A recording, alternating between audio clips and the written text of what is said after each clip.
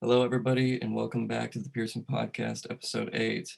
I have with me my grandpa, which I call Boompa, Don Beck, and his great friend Earl Jones. And you guys have known each other since you were 8 years old. Is that correct? Yeah, that's right. Wow, We that's went amazing. through most of school together, primary anyway, and Wow. So you guys met in which grade was that? It was the third grade, Riley. Third grade? Yeah, Jeez. Even yeah, I don't have any friends from, that far back. I mean, I think my oldest friend is from like seventh grade and obviously I'm still a kid, so that's crazy. yeah, So yeah, it is. Yeah, Don's father had a real estate business, and uh, it was really ahead of its time. There was this little tiny building, and then the whole lot was filled up with these billboards with all this cartoons about real estate and houses and all this sort of thing. It really impressed me as a kid. And his father and my mother got connected somehow, and I think that's how Dawn and I really met was through the parents getting together. oh really? And then since my father had died, well, Dawn's kind of made an effort to reach out to me a bit. So Wow. that Yeah. was, Yeah, you said you guys found you. Did you say you found him through was it Facebook? I'm Boompa? sorry, I didn't catch that. oh, you mean when we reconnected? Yeah. Yeah, when we reconnected, that was when I retired. You know, about the time you were born, something like that. Oh, wow. And Earl's name originally wasn't Jones; it was Lytle, Lytle, and that was the way I remembered him. And so I don't know. I needed something. Maybe it was appliance, or maybe I was selling something. I think I was selling something actually. And Yeah, yeah, you were, yeah, I was selling advertising, right, Earl? yeah, it was a newcomer's book. Exactly. You remember that. But anyway, so I'm out there and I'm talking to this fellow by the name of Earl Jones, right? Mhm. And I'm saying to myself, guys, this guy looks familiar. But I hadn't seen him, but I haven't seen him in like many, many years, I Yeah. mean, many years because How we left. many years was it, do you think? Oh, see, we left here when I was 13. And so that was probably about the last time I saw him. When I Wow. was 13, right? And so I knew him from the time I was 8 to 13. And you know how those relationships when you're a kid are really powerful. They're real strong. Yeah, definitely. Yeah. And anyway, so here I'm talking with this guy named Earl Jones, but he looks like familiar. And all of a sudden, I don't know why I said, "Did you used to be Earl Lytle?" Yeah. Really? Wow, that's Man, amazing. I heard that and I gave him a big hug. And he didn't know what to do. Yeah. Here's this guy, he hasn't seen him forever, giving him a big hug. But see, that was the thing, is that uh, there's not been a lot of friends in my life that have been what I call true blue, Mm. real wonderful people in my life. And Earl is absolutely one of those. Mm. And so I said, "Oh yes," I gave him a big hug, and ever since then, uh, it was just like we picked up where we left off. Wow, that's so awesome. Yeah. I mean, that really is amazing to have that big of a gap and then find each other. I mean, with a different name as well. That's amazing.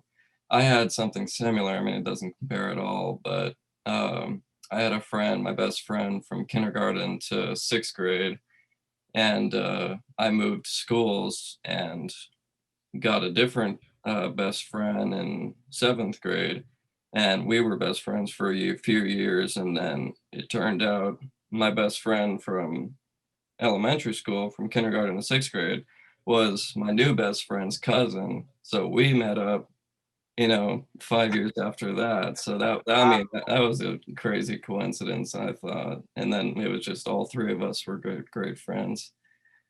I mean, that's so you both are 76 years old? Yeah, yeah. 76? Wow. Yeah, Oh, we were within a few months of each other, right, Don? wow. Yeah, you're just a little bit younger than I am, Earl. That's why you're so handsome. Uh, we both Yeah, well, I definitely. don't know about that You handsome thing. guys I'm definitely kind don't of, look 76. You look a lot younger, that's for sure. So you've been the young and well, thanks. healthy. That's nice to say anyway. Yeah, I had to put in my false tooth here. Oh, nice. Awesome. uh, Yeah, my grandpa's Don and I are in the metallic years. Have you heard of the metallic years, Riley? no. That's when you get silver in your hair, Oh, gold God. in your teeth, and lead in your ass. That's awesome. And I'm supposed to get a implant here. Well, I got an implant, but the damn thing fell out, and so they're Mm, going to redo it. And I got one of those flippers to go in there. Paid $350 for it, mm. and it wasn't 2 days, and I lost it. Met a friend at a bar, and set it down on the table because we ate something, Oh, gee. and it was wrapped in a napkin, and went off and forgot it, and it got thrown away. So. Oh, man. Yeah, I feel like that probably sadly happens a lot more than we think.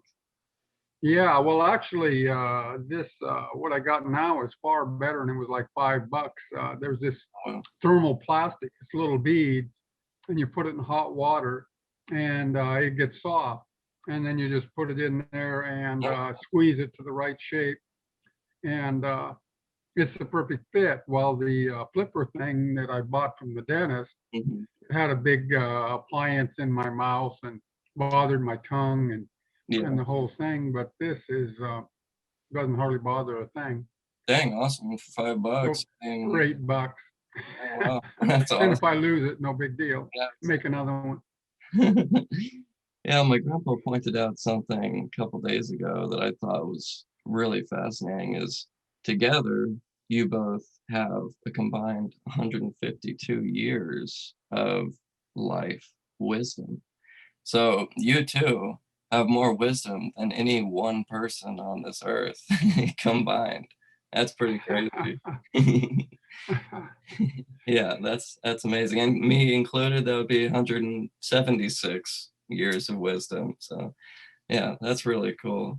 I think I mean, it's really fascinating how you guys, how life transpired and here we are together, from you guys, being great friends as a kid and having that kid bond is, really strong because, you guys are basically just grown up kids right now. You're the same people. So, and then to have it here, you guys meet, forgot how much after it was. I don't know, it's just a crazy thing how life works out, and here we are all together. That's really cool. It really is. Yeah. And that was the reason that I thought it'd be fun to do a podcast. And I'd asked you if you thought that you might consider it when I saw that you and Josiah and you and Dallas, you Mm, and your friends, and when you guys would talk, it was like the most refreshing, fun, uh, helpful way to be. You're showing us all how to, hey, lighten up, you guys, and just hang out with your friends and laugh and yeah, don't lose that, you know. yeah, for sure. And I'm sure you guys have that same bond. And yeah, for any of you that are wondering, I've only talked to Earl just a little bit on the phone when I was planning on going to the Hawaii trip. So I don't know you as well as I want to, but it's nice to have my grandpa here because you guys are obviously great friends and can kind of help with the whatever you want to call it, just helping out with the make the conversation more fluid. But yeah. So have you guys had a chance to have any like adventures together in your time? Yeah, great, Riley. It's my first experience on Zoom, really. Don and I were on for 5 minutes when I got the computer set up. And so I'm kind of thrilled by the technology. Of course, I Mm. think Don will second me. The technology is so amazing that I'm just continuously blown away by it. And it is so great for like travel and stuff and getting families together. Yeah. But this whole COVID thing has really blasted the world apart. Yeah, for sure. Definitely. Don knows Valerie, who we were basically a married couple, and then she went into this funk and blew off our relationship. And I was just talking to her daughter, and she's in the hospital right now. And Mm. this COVID has just ruined her. She's English, was born and raised in England. And English people, I don't know if you've come across it. Yeah, England is one of the more densely countries on the planet. Oh, really? And English people really have a lot of social skills that us rude Americans don't. Mm. And so they're always amusing to be around and have a lot of wisdom and this sort of thing. Mhm. And she's probably one of the smartest people I know. Hmm. But my mother was the same way. They say guys are attracted to their mother, so there's probably something to it. Mhm. Hmm. But same way, apparently, she's falling into this pit of dementia, and Hmm. that was the thing. It's this social thing, really into the social thing, and COVID just smashed that. Yeah. So then she didn't have that necessary part of her life, and Mhm. the daughter says she's fallen into these multiple personalities. And I was wondering what was going on because I phoned a couple times and oh no, she couldn't talk right then. She was feeling bad, sort of thing. Mhm. And so apparently she was in one of these altered personalities, and just didn't feel like that personality was socially presentable or whatever. Right. And so I don't think we're even beginning to see the repercussions of this whole lockdown mentality, what it's done to our society. Yeah, it's hard for me to realize how, I guess, drastic all this is because, I mean, I think I heard even, you guys have never gone through anything like this in your lifetime. This is completely new. Yeah, the social implications, we are so much more, uh, Mm. I want to use the word vulnerable, but we've always been vulnerable, but boy, society is really crashing in on us and telling us how Mhm. to live, and Yeah, who we can talk to and how long, right. and where we can travel to. That's the thing. I'd like to go up and see her because I'm just afraid that she won't be much longer for this world. I know my mother, when she reached that stage, it was only a month or two and she was gone. Mhm. And yet I can't even cross the border right now. Right. So it's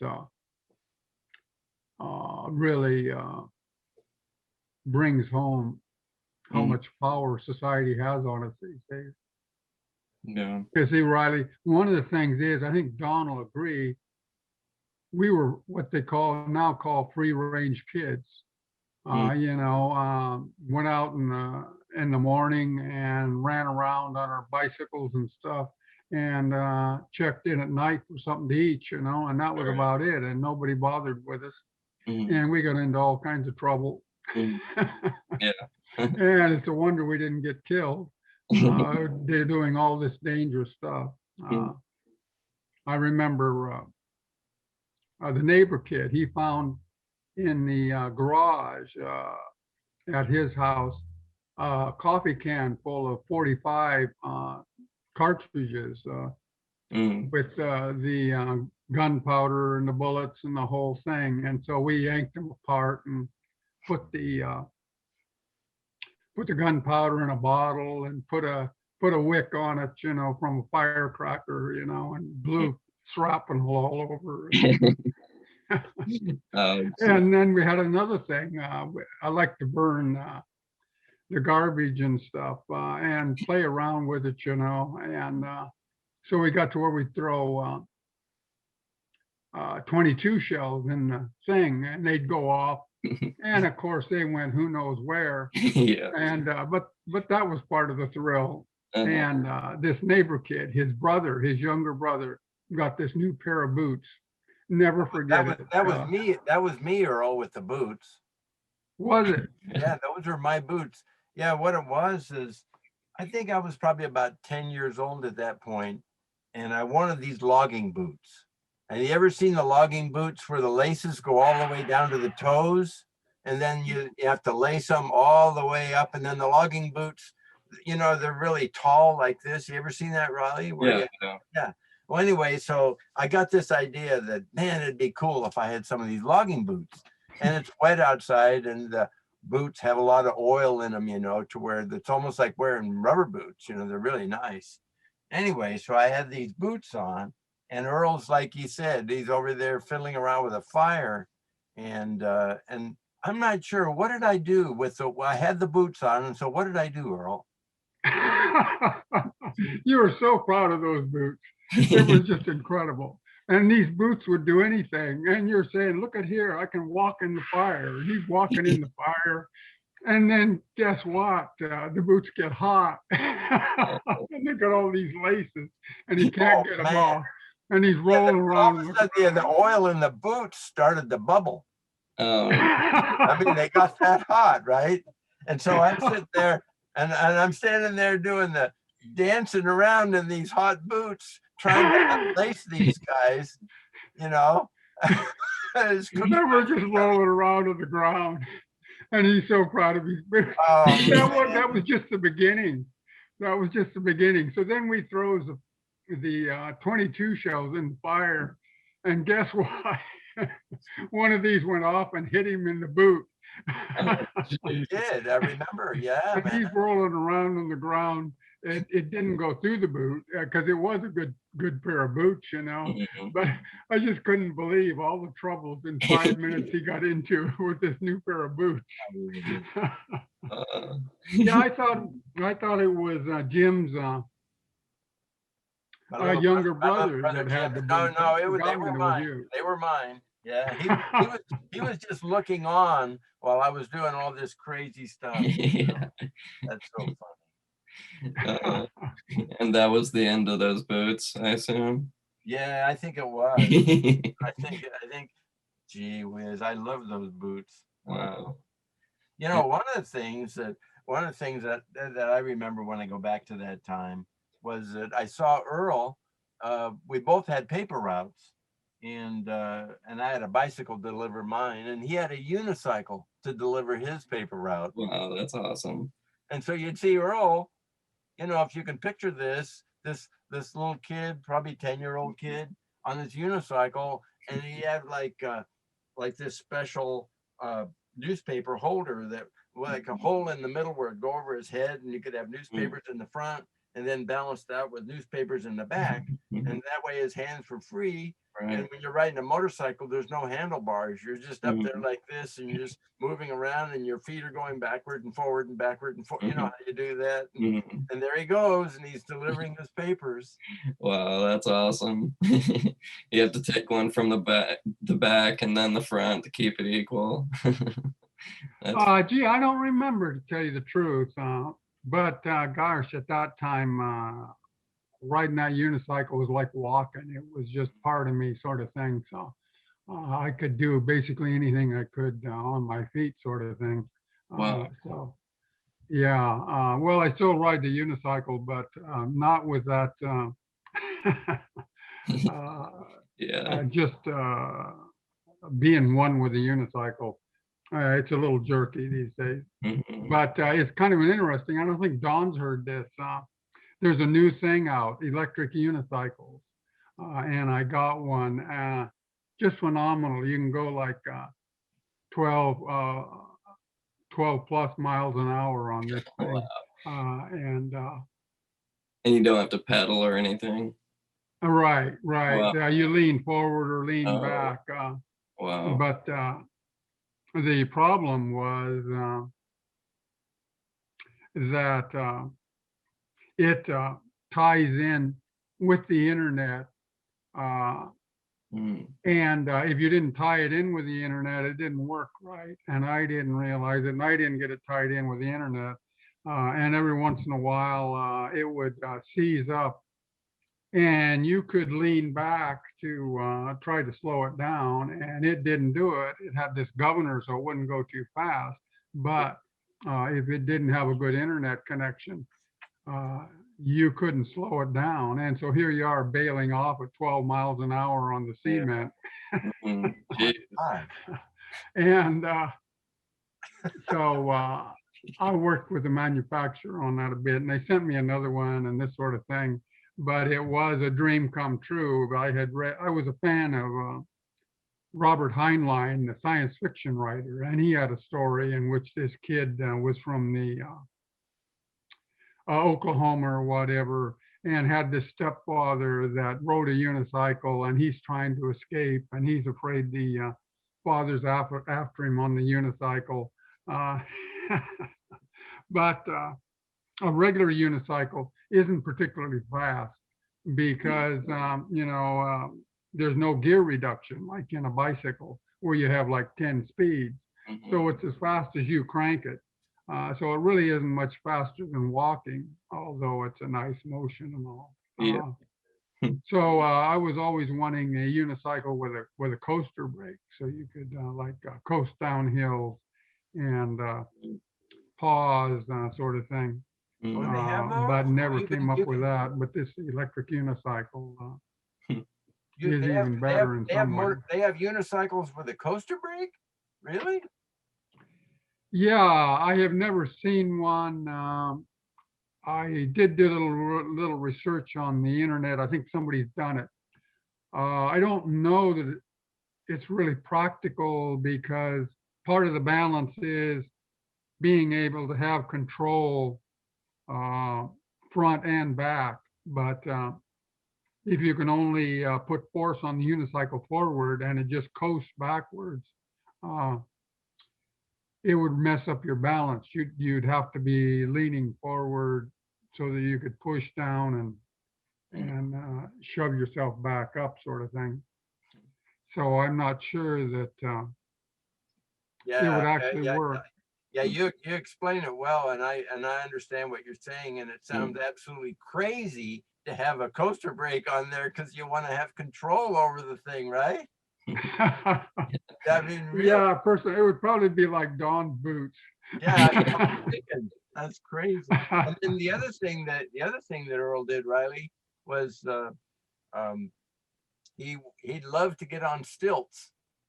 Oh, wow. Hmm. I'm talking tall stilts. It Hmm. seemed to me, from my memory, that when he was on the stilts, as maybe a 10-year-old, his feet were probably 8 feet off the ground. Wow. That's amazing. Yeah, well, there's a funny story connected with that. As kids, we didn't have any money or anything, so to make the stilts, we'd like nail two boards together, that sort of thing. Oh, And my mother uh, was a kind of a controlling person, and she got in an argument with the Boy Scouts because they have these merit badges. They do to this day. Where have you been in the Boy Scout, Yeah. Riley? Yes. So you get these three arrowheads or whatever, and you get those to show that you've done these courses. Mm. Well, I had done more courses than 3. And so she figured I ought to have, like 5 down here. And that wasn't the way it was done. They just gave out 3. But she insisted. And so they got me the 5. And I didn't even know this was going on. I'm at a meeting and the uh, scout leader is saying, well, and then some people have extra amounts sort of thing. Oh, wow. And unbeknownst to me, this had been quite a battle. And so anyway, she takes me into the local lumber yard and let's get something to make some stilts for you. And so she got these 10-foot, oh, you can get them to this day. They're for hanging hangers on in a closet. They're about, oh, an inch in diameter. And so she got 2 of these 10-foot poles. And then I mounted steps on them and made it so that they were just the right height to reach down and be on the steps and have the full length of this thing. And so it was like Don says, there was only about 3 foot above. I've got these to this date. And haven't walked on them for a while, but I'm sure I could. But anyway, but she had a plan. She had a plan. And so they had the jamborees, and it was up in Bellingham. Mm. And she made a Uncle Sam costume to go over me while I'm walking on these stilts. So Oh, I'm Uncle Sam up here, 10 foot plus high. jeez. And so we go to the jamboree, and nobody knows anything about this. And I didn't know anything about the fact that they didn't know anything. And the whole pack was going as Indians. And so here I am, Oh, wow. Uncle Sam, with this pack of Indians. Oh, no. And we're walking around the stadium, and I'm taking these huge steps and got this whole costume on with the legs flopping around and everything. And we walked around the stadium. It was in uh, like for the Mount Vernon Fair. It's in that, oh yeah, it's a ballpark, and they got bleachers and everything. So Mm. we walked around that. It was dark. And on the way back, I fell down. And my mother even had a reason for why that was so wonderful, because behind her, some woman was arguing with her husband over whether or not I was really that tall. And so Wow. then they figured it out when I fell. So anyway, that was quite a story. Wow. How do you get on top of those stills? Like, Oh, had to, get around something high to Well, one of get the, on. Earl, don't you remember one of the ways that you got on those stilts is, you remember you had that driveway that went underneath your home. Yeah, yeah. That was one of the ways to do it. And then I used to use them the other way up, like regular stilts, and then they'd stick up above. And of course, the tops would hit and this sort of thing. But the driveway thing, Riley, was so cool because you know what I mean? If you have a home that's on the level ground, right? Mhm. And you have this driveway that's been kind of like excavated, the home was built on top Yeah. of the garage underneath the ground. It's like a Mm. basement. Okay. So you drive your car down in a curve, as I recall. Mm. And so you're down there on the bottom. And so what Earl would do is he would have like the stilts all the way down at the bottom where the car was parked. Mm. Just and where the if you can visualize Mhm. where you've got and you've got like this ledge that you can stand on. So the stilts are all the way down to the bottom where the car is, Mm. but you're on level ground where the house is, and you can stand right on the edge of of the driveway there, because you have that, and that's what Earl would do as a 10-year-old, is he'd step on those stilts while the stilts were way down there, and then he'd start walking out. He would start walking out of that driveway that's going down like this. And so here you'd see this little kid, little by little, coming higher and higher Yeah. and higher, and then he'd be way up there. And when you did that Uncle Sam costume, that was the coolest thing. Your mom made the legs, that went all the way down, Riley, to where Yeah. here's a 10-year-old with what, 10 feet legs or Yeah. something. Wow. You must have incredibly good balance to be good at unicycling and stilts. That's really impressive. Yeah, that was my thing, but I experimented. I saw in Clyde Beatty Circus this slack line. You ever heard of slack lines Yeah. for tightrope walking? Right. It's quite a thing now. Mhm. But anyway, they had an act where this guy was dressed up as a Mexican, with the sombrero and the whole thing. Mhm. And he's got a bottle, and he's obviously intoxicated and swerving around and everything. And so I set up a slack line there, but I never really got much good at it. Could do the tightrope, but the slack line, that is really a tough thing. Yeah, definitely. You see people That's a tough flips on it and bouncing up and down flips. Yeah, it is really crazy. Hmm.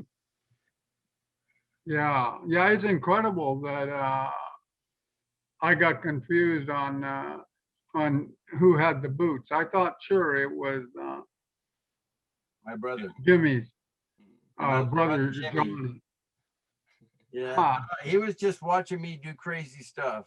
Yeah. He was always thinking, Riley. But you can imagine Riley throwing 22 shells in a fire and Oh yeah. not Yeah. knowing what they're gonna hit Yeah. going off. Luckily, the only person that got hit was Don in the boot, and the boot Yeah. saved him. So. Right. Jeez. Yeah. Oh gosh, what an incredible thing. And Jim was just watching from the side and just intelligently watching, like, I'm just gonna watch from over here and just. Yeah. Yeah. Yeah, you got it. You got the message. Yeah. That's how it was. That's so funny. Do you guys have any more stories from childhood from you guys together, or just funny childhood stories? Yeah, we used to walk along the railroad tracks and pick up the flares. They'd put a flare out, and sometimes they'd go out. And so then we'd relight these. You could Mm. relight them, and they get really hot. And you can melt metal with them, like aluminum. And so we got to doing that, but we found out quick that if you did it like down in the basement there, where there's no air, you couldn't breathe. It was like having pneumonia or asthma or something. Mhm. And gosh, just scared the hell out of ourselves because you figure it's permanent. You're never going to be able to breathe again. Mhm. And Oh, jeez. like I say, we were free range kids, but it's good we didn't kill ourselves. Yeah. Yeah, that is. It's true. It's true. And we love fire. Anything to do with fire. Yeah.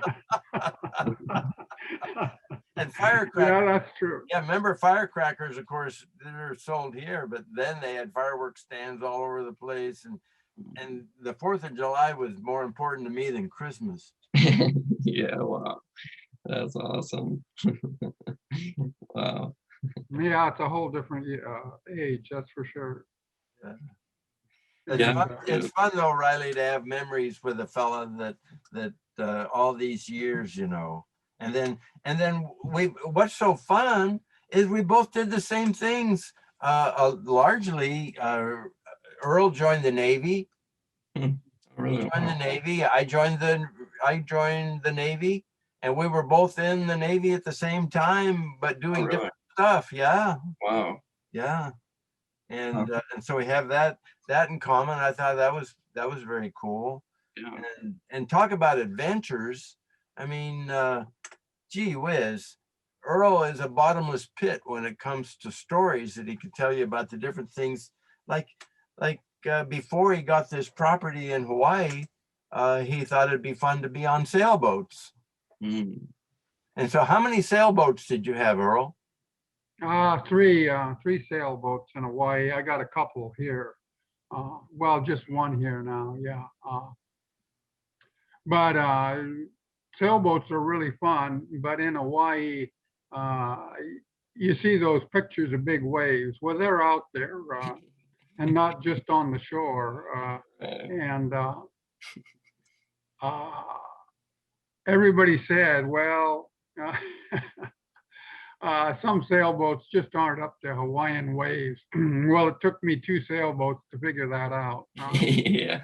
If you get a light boat that's made to trailer and it gets to be 20 or 30 years old and the fiberglass gets a little brittle and you go banging through those waves hour after hour, it cracks the hull. And you got this hole and you don't know where it is and it just goes down. There's nothing you can do about it. So I had to sink two sailboats that way. Wow. I mean, he's out in the middle of the freaking ocean, Riley, Yeah. and the sailboat is going down. Yeah. And I'm saying, and I didn't have his number, and I'm saying, what the hell is going on? Where are you? Whatever. And he'd tell me about this thing, and I'm saying, wow, if you wouldn't believe it if you saw the video Mhm. of him going down and somehow not drowning. Mhm. I don't even know how you did that, Earl. How in the world do you do that when the boat's going down and you don't drown? It's pretty easy. You just have a dinghy and get onto it. When something cracks like that, it sinks pretty slow. Yeah. What was really funny though was my first trip off island. Went to Molokai, and I'm 2/3 of the way across, and I don't know if I phoned you or you phoned me or what, but anyway, here I am, uh, hardly in sight of land, and talking to Don on the cell phone. I mean, who'd believe cell phone reception could go that Right. far? It had to be at least 10 or 15 miles. And so Don looked up where mooring was on Lanai, because I thought I might go to Lanai. Mhm. But it was so incredible to be out in the middle of the ocean and talking to Don. Yeah, that's I awesome. couldn't believe that. Yeah. Yeah, another time I was bushwhacking off on Molokai, out in the middle of nowhere, and the nephew called, and there on that whole end of Molokai. There's no cell reception, but somehow it was just the right place, Mhm. and my nephew got by, and so here we are talking with me out in the middle of nowhere. It was incredible. Oh, that's What a deal. Modern technology. It's got to yeah. be. Yeah, I Yeah. mean, like what we're doing now, this is so incredible. It makes up a little bit for all this COVID lockdown, I guess. Yeah, definitely. Yeah, I mean, even when I was a kid, I would hear something about like video phone call and I thought that would be amazing, but now it's like, a regular thing. It's Yeah, just a regular, yeah. Well, you figure Don and I's parents, like my mother remembered the first car she saw, oh wow. and she remembered her mother voting for the first time, being Wow. able to vote for the first time. Yeah, Wow. she had an interesting story on that when they were talking about giving women the right to vote. Well, uh, guy said, well, it's unfair because married men will have two votes. And her father says, That's are funny. you kidding me? Uh, you've got no vote because they're going to be canceling it out. Yeah. That's Yeah, hilarious. he was a character. My mother's father was this little guy, Billy Wilson, Mm. and he'd been a farmer his whole life and raised these draft horses, Percherons and Belgians, and he had one of the first Model Ts and a trailer on the back, and would take these around, delivering them and selling them. And if he came to a hill, he'd let the horses out, and they'd pull the Model T and the trailer up the hill, and then he'd put them back in, and away they'd go, sort of thing. Wow. And his the cousin came to visit, and he had this story about how Granddad had this whole gully full of cars. He'd run them until they died, and then park them in this gully. He had a whole gully full of dead cars. Wow. Cool. And yeah, the cars were big things to people. My stepfather, he was one of his parents homesteaded in Skagit County. There's a road over here, Jones Road, and that's where the Jones family homestead was. At that time, it was 160 acres for homesteads, but in Skagit County, homesteads were only 20 acres because you could, raise a whole family, send the kids to college and all on 20 acres. It was such fertile land and all. Wow. And Well, anyway, I didn't know that. I didn't know that. So they actually, when they gave out the homesteads, they gave them out in 20-acre parcels instead of 160 because of that. yeah, in the valley here, in Skagit Valley, as And I what understand it. year was that? About the turn of the century or something? Yeah, it would have been the exact date they would have homesteaded. I really don't know. Let's see. My mother was born in 1911, and and Buell was a little younger than her, and when they got the homestead, I'm not sure. Yeah, he had a neat story about going home with this Indian friend from school and having supper with him. And they had this stew, and it was really good. And he finishes it up, and the squaw says, "Oh, have some more and dig deep. The pup's in the bottom." And he had no idea he was eating dog. Oh, Right. But he had another story about during the First World War, they had Liberty Bond rallies. Uh, and they'd get all wound up during these, and people were supposed to buy these Liberty Bonds. And this German fella, he didn't want to buy Liberty Bonds. Uh, and so they drug him behind a Model T, and Buell the next day on the way to school or whatever, seen this guy laying in the ditch where they had drug him to death because he wouldn't buy the Liberty Bonds. jeez.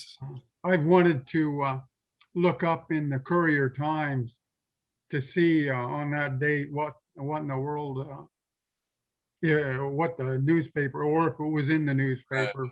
But Wow. that sort of thing happened reasonably often, I guess, in the First World War. People really got wound up. And, and there was no reason for us even to get in that war. It wasn't our business. And we really changed the whole world. It probably wouldn't have been World War II if we hadn't poked into World War I, because we came in, they were evenly balanced, and probably would have worked out some kind of agreement. We came in and tipped the balance in the favor of the Allies. Mm. And then Germany surrendered under the 14 points. And the only one of the 14 points they got after they surrendered was the League of Nations, which we didn't even join. And then the Allies, it was pretty hard to unsurrender. They put all these reparations on Germany. They just raped Germany. And it was no more Germany's fault than the Allies. It was just this crazy bingoism, these countries beating the drums of war. Yeah. And so what isn't commonly known is that a quarter of the German population starved to death during World War I because England had a blockade Wow. on, didn't let food in. Uh, Wow. and so that's how bad it got. And then after the war, they had all this hyperinflation and everything. Germany really went through it. So they were really in a bad mood. So it's understandable how they would go for somebody. I mean, we've gone for Donald Trump. Hitler wasn't all that much beyond the pale. So if we could do it after, the minor inconveniences we've had, it's certainly understandable when a quarter of the population had survived, had starved to death, that people would be in a bad mood Yeah. No, definitely. and make doubtful decisions. Oh, the TV show and the movie, I guess, the Star Trek series, Yeah. Star Trek. Well, Hmm. Sure. one of the things, the most important thing for these folks on Star Trek, the most important rule is what they call the prime directive. Have you ever heard of that? The prime directive? I've heard of it. Okay, well, the prime directive in Star Trek is that you don't, when you discover a new civilization, you don't impose your values on them, and you don't fool around with their culture, because if you do, you could upset the balance that Earl was just talking about that existed in World War One. And we have a tendency to think that there's a right and a wrong, and then we join this side, but you don't know the whole story. Yeah. You just jump in there and start making mistakes, and then the consequences of being a busybody, of which the United States loves to be a busybody. We're the policemen of the world, for heaven's sakes, right? Right, Earl? Well, right. We probably killed 1 million Iraqis during the Iraq War. Wow. And for what? And they're just civilians over there. Yeah, but it is better than historically. I mean, when the Romans defeated the Carthaginians, they tore the whole city down. They slaughtered all the people, and the ones they didn't slaughter, they sold into slavery. I mean, that is a quantum level higher. Yeah. So hopefully, we're getting better as far as slaughtering people, and we don't often put them into slavery, but Yeah. I guess there is a lot of human trafficking going on in the world today. Yeah, I saw a sign somewhere. They were talking about, I was I was over at the emergency room yesterday, Riley. Oh, really? Yeah, and what it was is I had my COVID shot, my vaccine, the first vaccine on the 3rd of February, Oh, so you're, and I got it at the VA facility in Mount Vernon, and there's two kinds. You can get the Moderna. That's one of the companies that make it, and then the other one is Pfizer, and I got the Pfizer one. And so anyway, so I get my Pfizer shot, and then they tell me they have to wait there. I think a half an hour after you get the shot to make sure you're not getting a negative reaction from the vaccine. mhm. And I was okay, so I went home, and no reaction basically at all. I didn't get any reaction at all. And that was back on the 3rd of February. And then on the 10th, no, on the 13th, which Okay. is today is the 16th. 3 So days. three days ago, all of a sudden I got incredible muscle aches and pains. And on the little poop sheet they gave me after I got the shot, that was one of the symptoms. They said that you could possibly get muscle aches and pains from the shot, excepting that was 10 days later. Right. So Yeah. what's the story with that? 10 days later. And so your grandma, Maggie, said, no, I think it was your mother said, he may have the COVID. Lisa said, maybe he has the actual, Don has the COVID. Right. And because, why would he get the thing 10 days later? Mhm. And the pain from this darn muscle aches, they call it myalgia, can be mild to severe. Well, I had severe. And I'm talking about like the pain would be so bad. I go like this, I go, ah. And when I go, ah, then I'd laugh. I'd laugh and I'd say, what in the hell is going on here? It was crazy. And I couldn't sleep for 2 days. Oh, wow. Because it was 24/7. All of a sudden it might be in my back, or it might be on my shins, or all of a sudden Oh, just go like an electric shock. You know, it was like jeez. awful. Wow. Anyway, so uh, Maggie started to think that I had the COVID, and she started to think, what am I gonna do? Where am I gonna go? You know, if you get the COVID, am I gonna get the COVID? You know, it was Right. terrible. And Hmm. I said, let me just go over to the emergency room. And so I went over there yesterday, and they processed me really quickly, and they did a COVID swab. And the way they do the COVID swab is they have like a long Q-tip and they go up your nose. Yeah. And but then they also wanted to figure out why I had all these symptoms. And so they did all the labs on my blood and urine and all that stuff. And they were wonderful. And the bottom line was I did not have the COVID. Mm. Okay. And the other thing they said is that that muscle aches and pains you're getting is that's just from the COVID shot that you got. Hmm. And so Just anyway, delayed. but Just now it delayed seems like 10 it's or going. 13 days. What was that? Just delayed 13 days. Yeah, my gosh, Wow. crazy, crazy. Hmm. But anyway, and now it seems to be diminishing the pain, and so I can sit here and laugh with you two guys Mm. and talk about it. But these are, in fact, weird times when people are wearing masks everywhere. It's like, Yeah. Hmm. Wow. Wow. Well, that's good that you don't have COVID. So 3 days later, you're still having pain. hmm? 3 days later, you're still having pain. I had some pain this morning. Yeah, it started on So the. have you taken Tylenol or something Oh for yeah, it? yeah, Or yeah, yeah. I took Tylenol, and but the pain, Earl, was so severe that you're talking about huh? not much effect from Mm. Tylenol, you know, Wow. because it was like on the order. Well, I don't want to say this because women would get upset, but like well, because you know when you're in childbirth, you know, and you're getting those contractions, and contractions are the muscles just doing this involuntary thing. That's what contractions are, you know. Mm. And with the what I was going through is the muscles all over my body were doing that, and all of a sudden this group of muscles is going and I'm going ow. For 3 days. Oh my Oh gosh. my gosh. It was no sleep.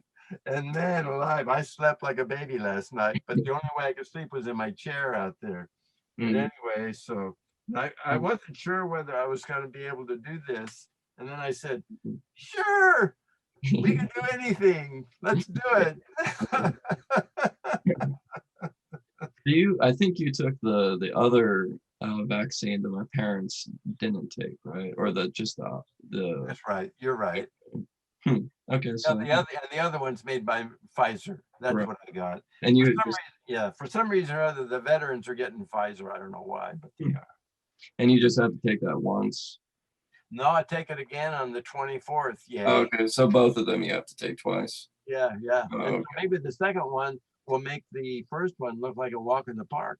okay. Hopefully. And you'll be able to hear when I go, ah, you'll say, oh, that's just my boom paw, you know, over Yeah. there. Wow. Yeah, well, that's where I'm wondering about the whole thing. Supposedly the shots are somewhat effective for like the South African variety, right? Like it's 60% effective instead of 90% on the regular one. So it sounds like, in effect, we are speeding up the evolution of these viruses. Are we doing ourselves a favor or are we causing a problem?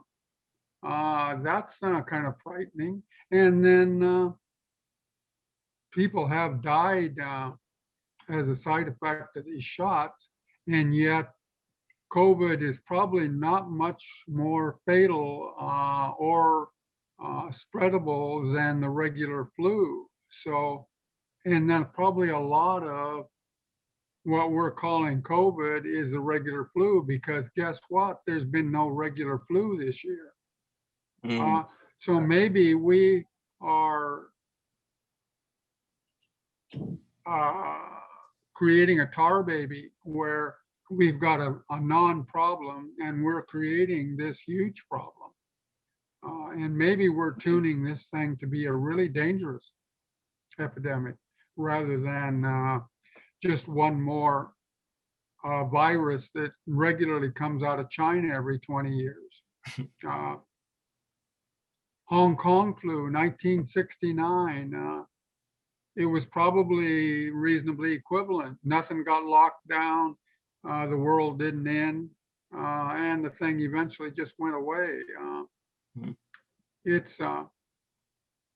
it's kind of frightening what we might be,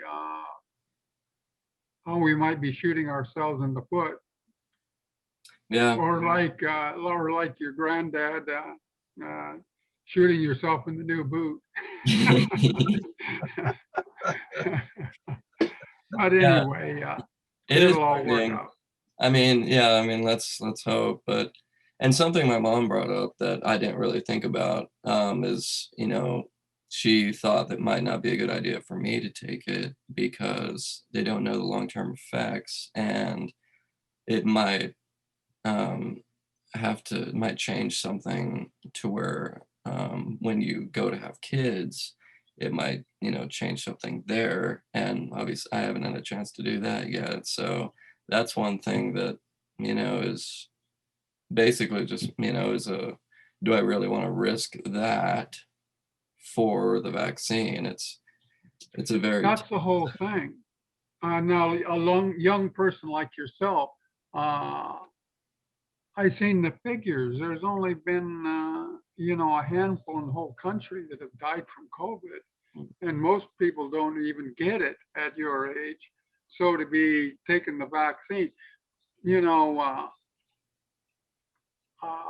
I understand the theory of vaccine, and they have saved a lot of lives. Benjamin Franklin, that's one of Don and I's heroes. mm, His son. At that time, they had vaccinations for smallpox, but mm, he didn't get his son vaccinated. And then at like 5, he died from wow, smallpox.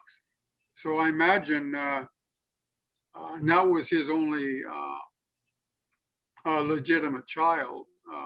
His other son was an illegitimate one. Uh, so, I can understand it on something like smallpox where there's a definite need for it and all. But something like COVID, where it just seems like unnecessarily tampering with the immune system. And I don't think we're really that knowledgeable on what we're tampering with. So why jump in uh, and do all this heroic stuff that maybe, like your grandfathers found out, can have repercussions? I mean, three yeah, days of this kind of pain mhm. doesn't sound too minor to me. Yeah, No. well, hopefully that's the end of it, and hopefully that was the price you paid, just a couple days of pain.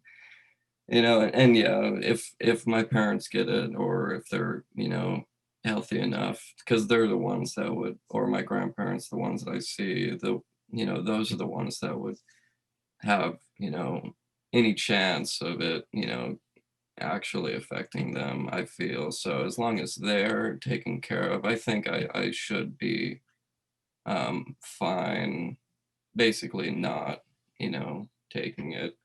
Um, Oh, right, but they're going to beat you up saying, "Oh, we've got to have herd immunity, and if you don't get it, well, yeah, we won't get herd immunity," sort of thing. And uh, uh, well, herd immunity brought on by a vaccination, and especially for a coronavirus, is kind of doubtful, I think. Uh, but anyway, hmm, who knows?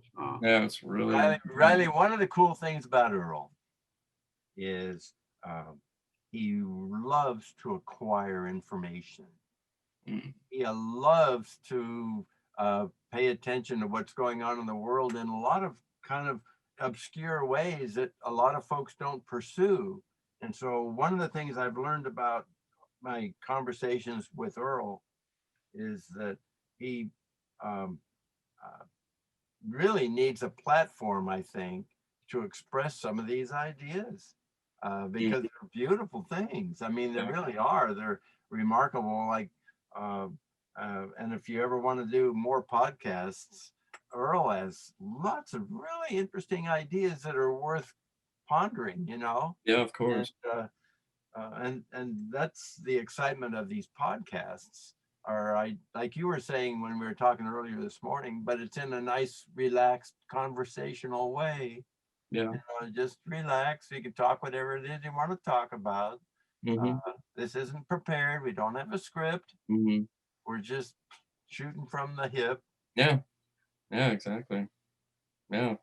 No, I mean, podcasts is basically all I listen to now. You learn so much from, because me in my everyday life, I mean, I don't speak very much, honestly, but I just kind of listen, and you learn so much just from listening to people talk as opposed to saying what you already know. And obviously, there's a time and place to share your information, but podcasts, you just get to sit and listen to a conversation and learn so much about what they have to say and what they've been through and things like that. I mean, it really is a magical thing, and people 200 years from now will be watching this video, and they'll know, like, oh, these guys were this is during this podcast was taken during the COVID time, and back 200 years from now it's going to be in history books or something like that. It's a really magical thing, I think, and it's it's a gift that keeps on giving, I believe. Yeah. Well said. I love that. I love that. One thing I'd like to ask you guys before we can wrap this up, I think it's been almost an hour and a half or something like that, which is nice. Um, what if you guys could give one piece of advice to your younger self, or just maybe some young person? What do you think that would be? You want to go first, Earl? Would you like to go first? And if you need some I'm time to sorry. think about it. I said, would you like to go first or you want me to go Oh, first? oh, yeah, yeah. Okay, sure. Well, I think what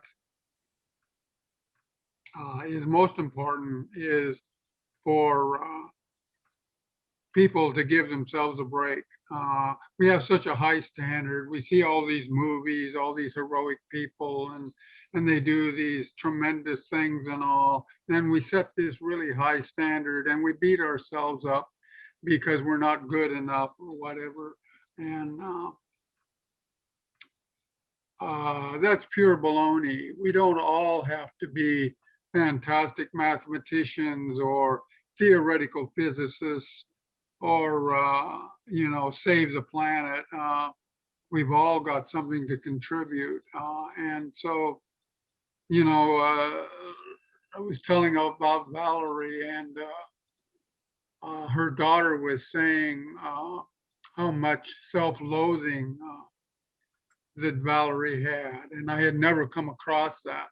But like I say, I've got a glimpse of it here, like her not wanting to talk on the phone and stuff, and realize that that was down there someplace, and that was tamped down and hid away. And she's a wonderful person, and so I'm sure, like as growing up, uh, she had an appendix uh, problem as a child. And her father says, "Oh, no, it's all in your mind," and this sort of thing. And eventually it burst. And so she had to go to the hospital, and partner Mm. died over it. Yeah. So, especially us free range kids, we came across that too. One of the things at the time was spare the rod and spoil the child sort of thing. And my mother, she went on to in the 30s when she was learning, about being a mother and stuff. Well, one of the things was you didn't want to spoil children. So, like, you didn't want to pick a baby up every time it cried because you'd just spoil it, and you'd create that kind of behavior. And this, the world is suffering, and we have to teach discipline, just for discipline's sake. Uh, I think it's real easy to get carried away on that and to give people the feeling that they've got a problem they don't have. Right. To put everybody to the same standard and to demand everybody to act the same way is really a shame. And so I think young people should give themselves more room to move and realize that we all make mistakes and we all got things we'd like to do different. But Okay, so all I was going to say was this. But Is that, sorry, Bumpa, if I could just say real quick, uh, I think that was really well said, Earl, and I think that you don't hear that very often, and I feel like people my age and basically probably every age do fall to that what you're saying. So I think that's really insightful and well said. how would you say it, Riley? The way that it impacts you, the younger people, what he had said.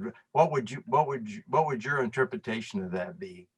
It's hard to say, you know. I mean, I don't know if I definitely put myself under a lot of pressure, and I feel like I always need to be doing more than what I'm doing, and kind of not accepting what I've already accomplished.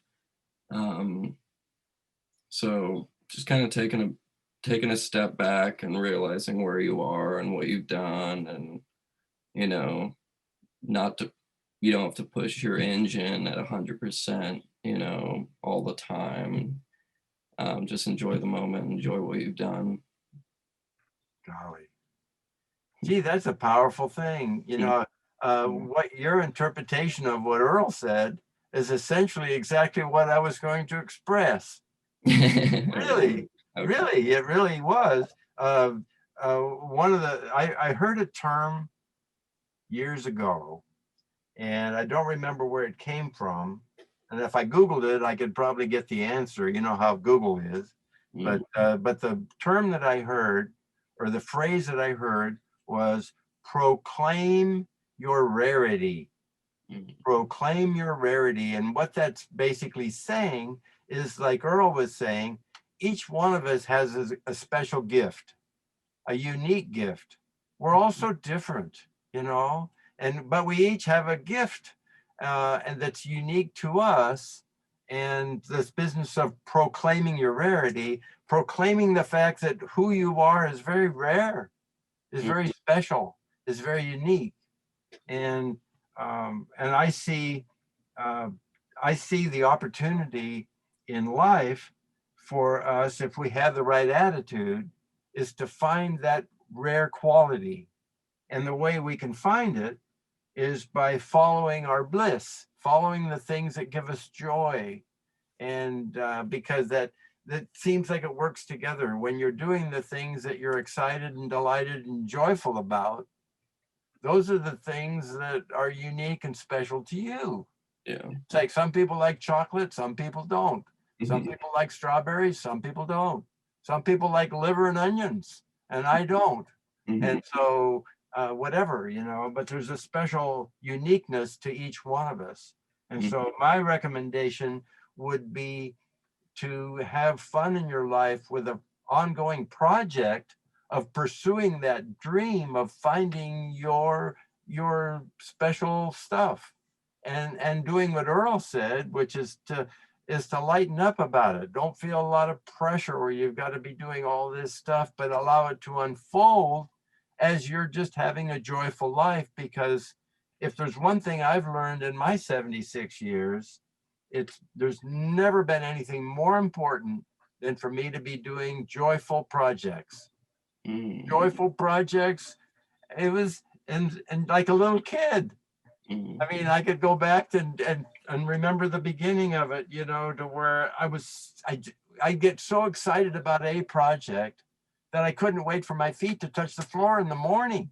And I wanted to be a free range kid like Earl was talking about, and going out and hanging out with all my buddies and get on my bicycle and play and throw and have play catch, or go down and look for frogs like we did that time with you. Remember when we did all those frogs, Riley? Oh, yeah. That was awesome. Just fun, simple stuff. And then in the midst of that, you never know where the clarity will come in. And all of a sudden you'll say, I love this. This is what I want to do. But then it might change. You know, that's what we do. We change and evolve. And so just have fun on your excited life as a person, and realize that this is nothing more than having fun and to laugh. Awesome. And that's all I got to say. Well, beautifully stated. Well, I really appreciate you guys doing this, and I'd definitely love to have you guys on as many times as you want. This was real fun. Yeah, great. Thanks, Riley and Don. This is my first time really on Zoom, other than Don and I doing 5 minutes to check it out. And really a neat thing. And I think you're doing a good thing, Riley. And Thank you. Keep it up. Keep it up. Thank you very much. All right. Well, I hope you all enjoyed this episode of the Pearson podcast and enjoyed what these two wonderful humans had to say. And see you in the next one.